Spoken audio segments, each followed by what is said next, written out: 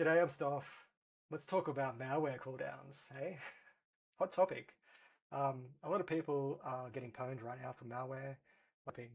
Anyway, malware, it's insane. I've got friends in the community, acquaintances that you meet through their talks after a conference or like a panel that you're on, whatever. Right? We all talk. We're all on Signal.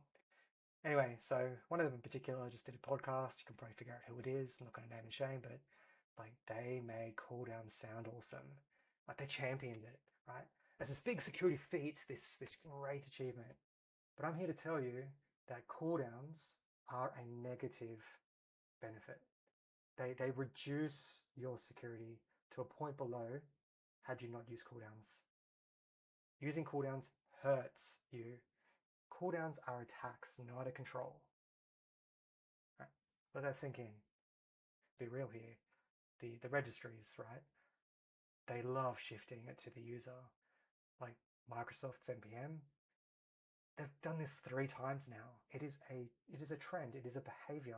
They have instilled it in their culture that the changes they make, that they champion as security changes, is actually shifting in in a way that developers and most security professionals, right, they're not even noticing.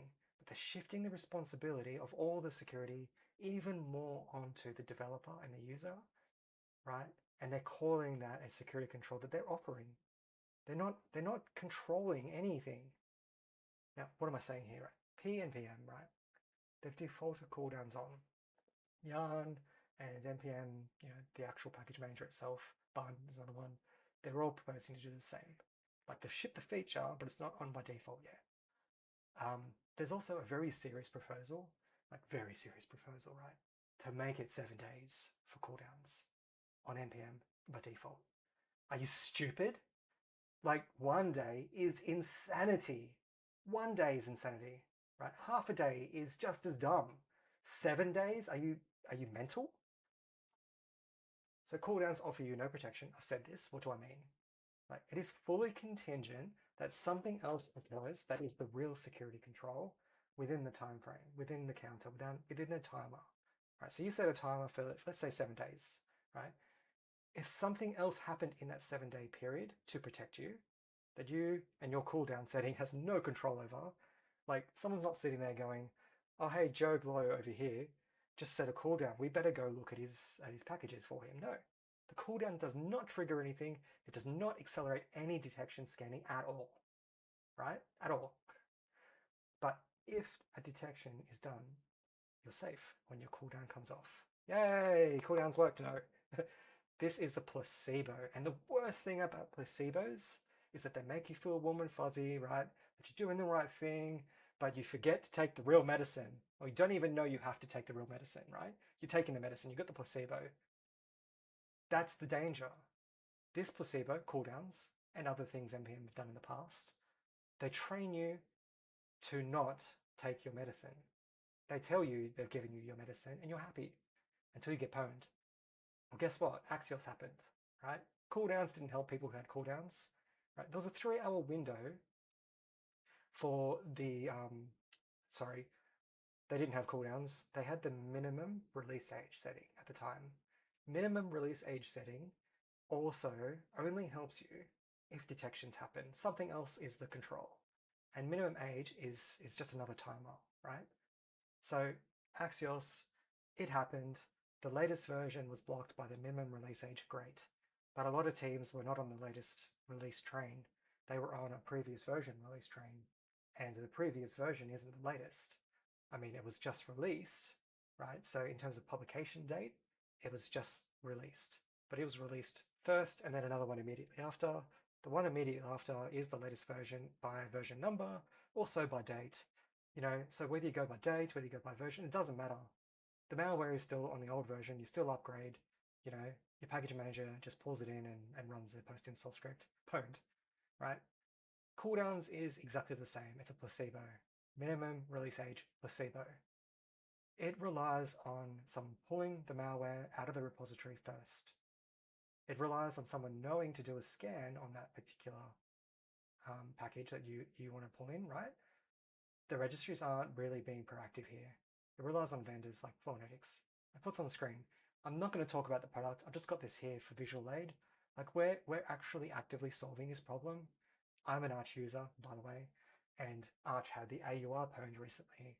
You know, almost 2,000 malware samples are being collected and published publicly. I've got more than that because I'm an Arch user, by the way. I went and looked into it immediately on day zero, like not 0 day, like not A day, but like the day of which it started happening in AUR. I noticed it because I'm an Arch user, so I looked into it, and I was going on a journey with everybody else. You know, there was some great research done. I've done a deep dive into this, and I've attributed all of their research to them by name.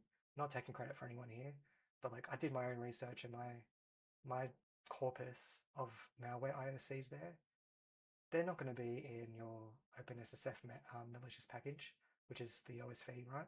They're not going to be in that. You're not going to get a mail hyphen, um, but you are going to get it through the open source malware initiative by Paul McCarty and Jen, right? They're great people, and I'm publishing my samples to them.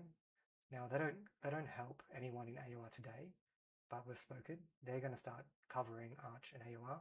We're just trying to figure out the details. So if you're using things like open source malware or Warnetics, you're going to be sweet going forward. You know, this was a massive gap in the industry. Everyone's focused on NPM because it's a dumpster fire. Now, let's take a step back. Right, I've just made everybody in the Microsoft NPM ecosystem feel bad. Well, let me scare the pants off you. Sysdig, 0 day check, right? Our clock, 0 day clock. Going off memory here. There's a median time, like an average time to exploit. And back in 2018, that was 771 days. So what does that mean? It means the vulnerability was published publicly. You know, there's a POC in there or whatever. You know, POCs are usually part of a publication of a vulnerability. You know, going back to 1999. Right? So a POC isn't really scary, really, not at all. But exploitation is scary. So when did Sysdig's customers get hit? 771 days after exploit POCs, after publication of a vulnerability. It's not so bad. 2018, not so bad. Fast forward to 2024. Right, I've got 2026 too, but 2024, it went to 4 hours. 4 hours. So not only is malware not detected after a few minutes, maybe an hour, right? You've got this period from about the 4 hour mark in 2014, from about the 4 hour mark, where you're probably going to get pwned by exploited vulnerabilities, that your cooldown period has stopped you patching. Your cooldown is stopping the protection being applied, and you're going to get pwned by these exploits. That's 2024. What about 2026? So Sysdig again, 2/3 of 2026 exploited vulnerabilities a few months back, right? Just like the first couple of months of this year, 2/3 of all exploited CVEs were weaponized before disclosure. Now, what is weaponized? If it's in Metasploit framework or my favorite nuclei, that's weaponized. If they're seeing it hit their beacons, or the customers, you know, are impacted, these are weaponized. They're causing impacts. Now, weaponized is scary because it takes an exploit that works and makes it accessible for a minor technical savvy person with no penetration testing or offensive security training. Like, they wouldn't know the first thing about exploits, writing them, using them. They wouldn't know it. These frameworks, these weaponized exploits, make it so that your grandma who knows how to play video games, right? She can run it or whatever. Like, so easy. Script kiddies are so much more sophisticated than this level of sophistication. Like, weaponized, one click, one line. Like, ridiculously simple. Just point and shoot. 42% of all exploited vulnerabilities were exploited before publication. So let's move on to where that came from. That's CrowdStrike, by the way. 42%.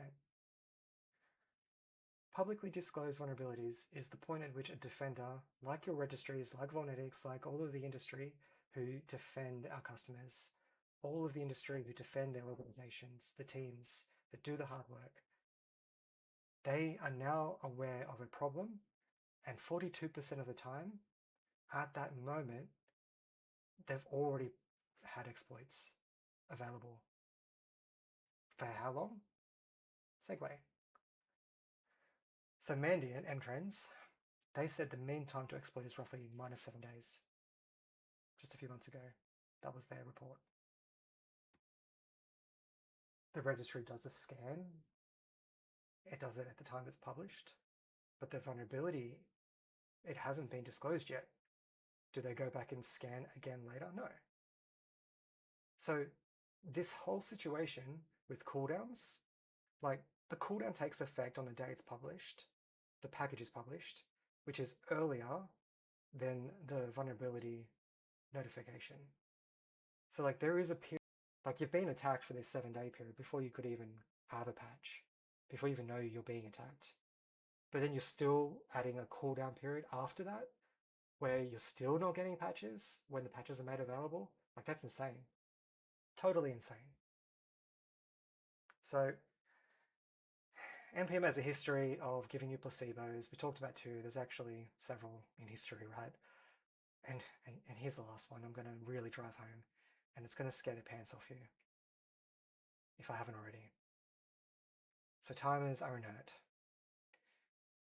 When is the earliest possible time that, let's say you don't use these placebos, you don't use these timers, you think about defense on your own terms, you think about scanning or detecting these on your own terms, using your own brain, using your own tools. What is the mechanism that we have available to us as defenders? It's that integrity check, the hash, the checksum, these digests. There's all different words for the same thing. Checking the integrity that the package is exactly the same at the point that you're using it. This is not foolproof, by the way, but like this is the tool you have at your disposal.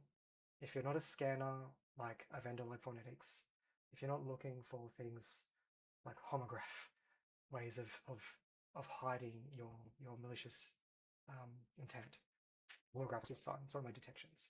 Anyway, if you're not doing fancy stuff with code, like the malware, you've got this integrity. And what happens with tools like NPM? Oh, install. You've got a hash mismatch. The message tells you you've got a hash mismatch. What does that even mean? Unless you're a security professional, you've probably never heard about integrity checks and digests and checksums. And if you have, you're probably a principal, but like you're probably in a rush as well. And you're probably used to using this package manager and you're in like a pattern. You've been trained. I've talked about this, like this thing where NPM is training you on how to use the package manager, like accept the malware, right? Hash mismatch says delete your log file and regenerate it with a new hash. No! No! That will pwn you. That is the worst thing to do. That is literally the only thing you should not do. Everything else is better than that. If you do that one thing, you are pwned. Don't do that. Package managers, change your text. Don't tell devs to do it. Don't tell them it's a hash mismatch and get them to go Google what that means or ask an LLM what that means. Like, no, don't do that. I mean, unless you're using Vulnetics as AI features, our LLM hooks and skills and stuff, unless you're using that, your LLM's just going to go and look up whatever's in its model. And most of the time, it's going to look up like Stack Overflow or Reddit. People say go regenerate your thing or just like update the hash, right? No, no, that is literally letting the attacker in the door. It's unlocking the door, opening it for them, come in. Install your malware. I'm accepting it. It's all good.